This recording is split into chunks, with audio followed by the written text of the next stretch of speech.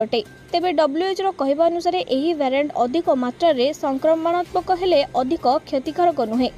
तेबे आसतु आमे जानिबा कोन एही भूताणु पई बूस्टर डोज नेबा जरूरी कि।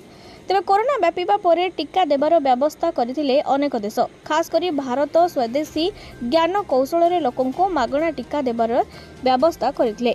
हेले एथरो कोरोना पुणी थरे काया विस्तार करने पर बूस्टर डोज नेबाकू पड़िबो कि नहीं से नहीं भी चर्चा और आलोचना चली। कहुच्छी कि जो मैंने विभिन्न रोग रे पीड़ित छोट पिला डायबिटीज और कैंसर रोगी माने निश्चित भाव में बूस्टर डोज नेबाकू पड़िबो। अवश्य भारत में बूस्टर डोज आरंभ होइनी, हेले अनेक देश रे लोक माने बूस्टर डोज नेबा आरंभ कर सारे। यह जो देश में अधिक संक्रमण मामला सामना को आसी सही राष्ट्र को जदि कौन भारतीय गस्त करुछन ताहले बूस्टर डोज निहाती जरूरी बोली परामर्श दि जाउची। एबे आमे जानिबा किपरि कोरोना रु निजको रक्षा करिवे।